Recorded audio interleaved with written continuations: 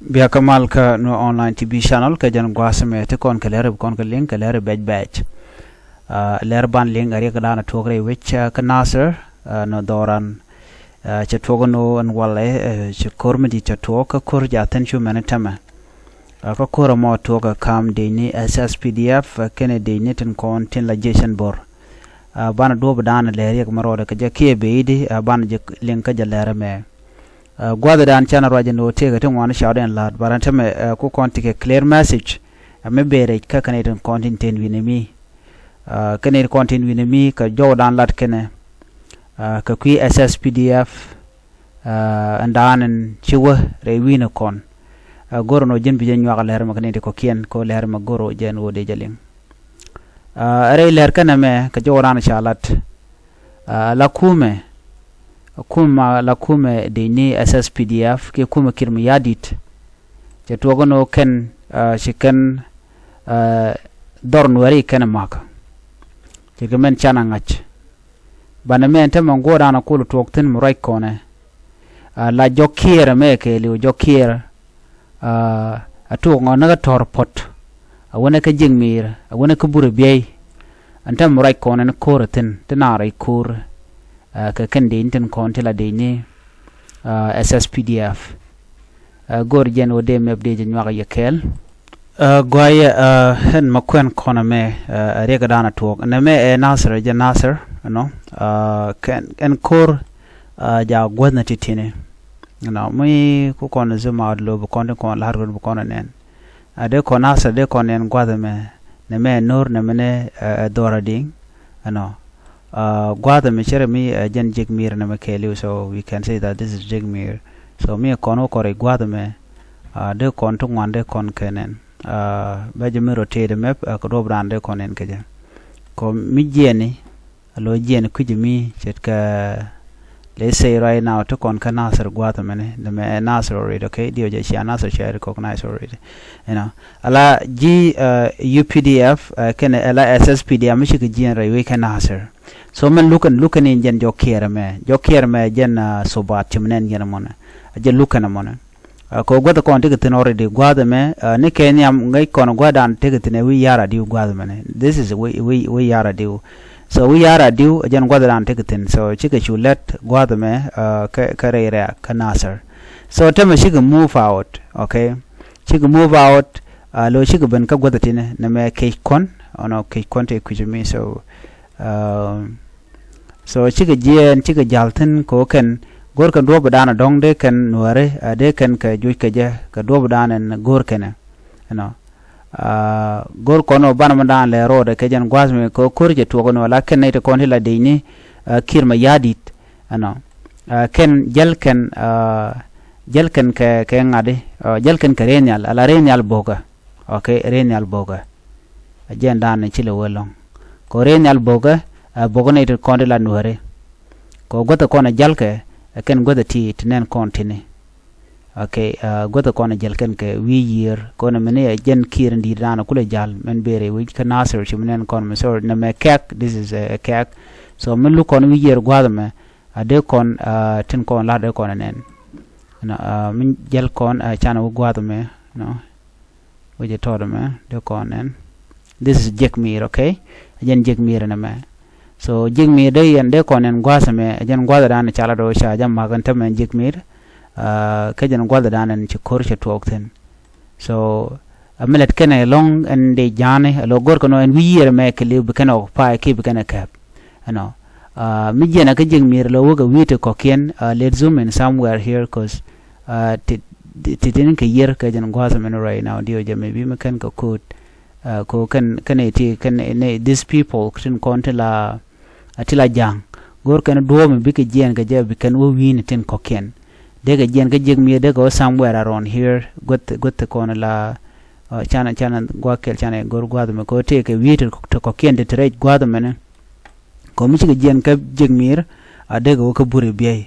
no door ding te ku yeso they cannot cross that place ka do bran wi kona je, so ada jen wi yer ma de kan jal ka jamone no wi yer mane, so wi yer bu ga jal ka je men dir long ala Jikmir mu ci ga chopten wi kulu nyoko mi jen kan ko jikmir ber jog de kelu de konen go la be no go je tung ye so mi dan mi che bana goma na jen area ma kelu dong de na ju ke jamona ana but men cha ko lat gwase me la kor cherom ci jechen bur ci kan shot pin so kan ka jako bikan na bere wich ko dobran chalat ke keje wa ken jen ke tamlo de kan wo ka bur biye jen joda na cha kwen ade wo ka bur biye ko de kan nuare ko ken de kan kulo nyoko mi neken ka ko ken de em wo de kan wo de kan kan tele kem do dien okay this place ke liu Jikmir this side kana wajen kan de kan won kamalwal ano ka do brana cha kwen ke jam so na me Jikmir ke liu na men mu gikona me so they want to move over de kan area ma ke liu de kan occupy kan jang ala re Nasir ma ke liu all this place de kan occupy de kan wa de kan ka witen ajen madana ticketin so tele kem do dien mila dien ba larno ken jang dien o dong mi shi wije ma kef de kan chuten gwadmo no ken gorgano biken all the places biken ke diet ken dial nimi dong cha ko lo joisten shi kam jora na shilin gwada me kan ri content cha ngwani cha gala social media lar ken wo cha jang cha ga jojok duno jang tik jel ken ke to kerin yale so boken no re kerin yale ajen dana dong la gap no mo ka kon ban ngode joy ke ka do brana chalat ke jam so kormedid so buru beje ni somewhere there no ngode nana long ko jin mi je nu kuje me ka Nasir no beno gwada me ka Jikmir ko kam Nasir ken Jikmir tiaka long this is Jikmir na me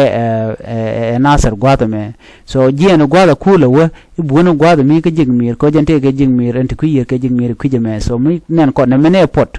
so they want to use this pot ka kwarenga somewhere here okay buru beje ni kuje mi ku yer but this place here kwerenga so ga kwerenga gor kan do badana de kan na they can put more they can mai ko put me jen podana wona ka na ka wantwa we kamatar so muko kon zuma o de konen so we somewhere there okay so again nana gor kan do badana de kan war de kan ga juke je ka all this place they can get displaced then they no de kan chu jen ke de no de ko kuyer so na me amil haroda me kan go kon joy panken ko raina mangut ka Jikmir kan jang ngora Jikmir telwe out me buka chup ka bure be ke jam so ba ga nyoko mu joy ka kare we kan Nasir janan dana le haroda ko ken gor kan go the content in warten special la civilian go the content kan go the kon gor kan de kan target ko jan la dan le jang kan noren content char mat keltin ko nak tinak nore ko me la kan doini ken gwadmo ko melat ke sheling kuen na ala doje ka gwam ta gate tin ngay no ta na tigitin ko ju yene ka cha no ya ju gwam kana kana ka Nasir then cha chike all this place cha ka live nore and then ka na nyo nang lel kana lo go na ka Jikmir and then from Jikmir wona ka bur bi which place bu ko ngodo nen tama ka kon e ko lan wera okay tele place ku yer ku de me chimenen kon mene okay na meni kwerenga bakku jeme ko kuyer bat kuyer tel gwade ko kuyer ke je anam dong mi shikan ko bena ka Nasir de ko nyok mi jet ka gwade me ke somewhere but ko te ka piu don't place dong de jenda gwade me lo de ko no kuyer de ko te ka bes kuyer maybe de kon lar no ko na meni wujeme wish Nasir ba but nyon shot ka do bran chalat ke di nen gwade me ka Google Maps so we dialatin so mele jang gorgano bugun wer beken ga displays everywhere ko na me Nasir shi kan china jen ka Nasir ti do ne kanten tele te ngwa me ke de ni jana korodin so nyoko tem nyokan weji mi nyokan o nyoko mu kan nyok so mi na nyo jen ngwa me lo chi ge jen bori kan nyom boy kan then tel na choice buke jen abnawe but md na shala da wawu kan ka malwal gawut payam cha jo mo cha jalat jenen ka Jikmir bu ko buri be dong de kan nyoko meret kan lo de kan nyoko jal ke jen wi yere me ke liu from there let's try to see la rodma ko na mene boni de ko la me Jikmir kwerenga mo okay this is kwerenga mi jen wi re gwado me tele kana mo ke short but still the jen kurmot is somewhere here okay let's get out of here ka buri be and then let's see we kokien na me kwerenga bo let's go on chana menu nyok look on in Soba River by the way Soba River jen look on mo gor kono ban madan le rod ban ne maker of course de kan makere kan ka bja la dana chalat jenen gwada mi shi ban ga buru be de ga nyogo jen de ko kan bu lung wi year tel gwadin lukana let's see this place wejamane ne me maker bo de ga nyogo jen maker de kan won yam ko ngi kon no lukan wi year la wi year ke jen gor kan mo de kan kaf ka jen this time anon ken pin kana ne le la nyogor kana connection go de kan wo kam malwal gaus ko malwal gaus chala do jika chunga kel bone ke kirma yadit ko do bran shalat ke je anon